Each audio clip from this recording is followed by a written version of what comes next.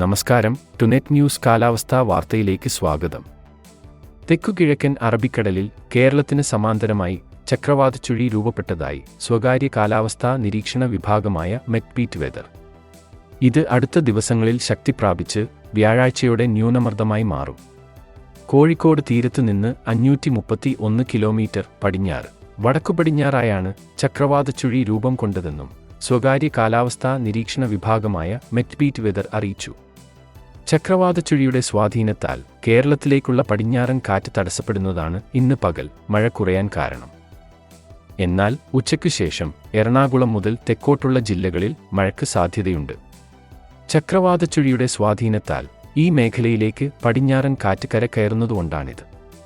ഇന്ന് വൈകിട്ട് വരെ വടക്കൻ കേരളത്തിൽ തീരദേശങ്ങളിൽ മഴ കുറയും. ഇപ്പോൾ രൂപം കൊണ്ട ചക്രവാതച്ചുഴിയിൽ നിന്ന് ആന്ധ്രാപ്രദേശ് തീരം വഴി ന്യൂനമർദ്ദ പാത്തി രൂപപ്പെട്ടിട്ടുണ്ട്. ഇത് ദക്ഷിണേന്ത്യയിൽ മഴ ശക്തിപ്പെടുത്താൻ കാരണമാകും.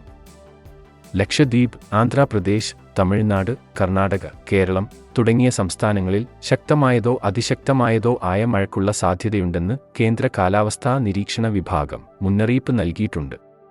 ഇന്ന് ഉച്ചയ്ക്കു ശേഷം ഇടുക്കി മുതൽ തെക്കോട്ടുള്ള ജില്ലകളുടെ കിഴക്കൻ മേഖലയിൽ ഇടിമിന്നലോടുകൂടിയ മഴ തുടങ്ങിയിട്ടുണ്ട്. പുനലൂർ, നെടുമങ്ങാട്, ഇടുക്കി ജില്ലയിലെ പടിഞ്ഞാറൻ മേഖല എന്നിവിടങ്ങളിൽ ഇടിമിന്നലോടുകൂടിയ ശക്തമായ മഴയ്ക്ക് സാധ്യതയുണ്ടെന്ന് വെതർ അറിയിച്ചു. കാലാവസ്ഥാ വാർത്തകൾ കൃത്യമായി ലഭിക്കാൻ ചാനൽ സബ്സ്ക്രൈബ് ചെയ്യുക. നന്ദി.